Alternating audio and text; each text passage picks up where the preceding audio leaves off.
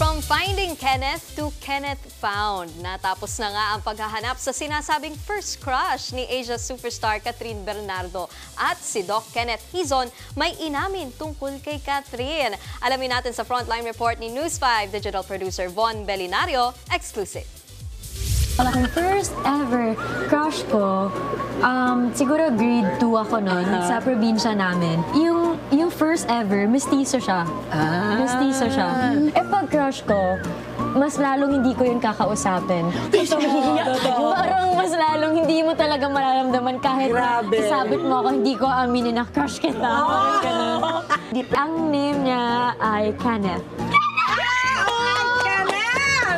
Ang pag-amin na yan ni Asia superstar Catherine Bernardo tungkol sa kanyang first crush ang nag-launch ng Oplan Finding Kenneth online. Ang netizens, pabilisan sa paghahanap kung sino nga ba si Kenneth. Hanggang naungkat ang mga lumang larawan ng isang Kenneth Hizon. Ang tinutukoy na di umano'y first crush ni Catherine. At eto na nga, sa kauna-unahang pagkakataon, eksklusibong humarap sa News 5 si Kenneth Hizon, isang doktor mula sa Cabanatuan City, Nueva Ecija. Noong una, I was unsure. Kasi syempre, Kenneth, hindi lang naman siguro ako yung Kenneth nun sa buong Flower Lane. Pero nung nirecall ko, parang, baka nga ako. Pero syempre, hindi ko naman sinasabing ako. Malaki lang chance na baka ako. Nakakatuwa. Kasi ikaw ba naman maging crush ng isang Catherine Bernardo, di ba? Tapos, okay naman na parang na-overwhelmed lang talaga ako noong una. Pero so far, all good naman. Inalala ni Ken ang naging samahan nila noon ni Catherine at kung ano nga bang aktres nung bata pa sila.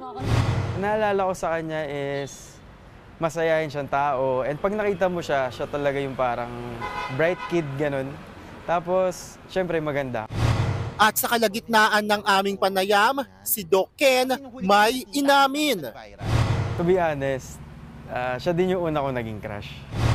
Matagal na rin daw sinusuportahan ni Doc si Catherine sa mga proyekto nito at proud siya sa tagumpay ni Catherine.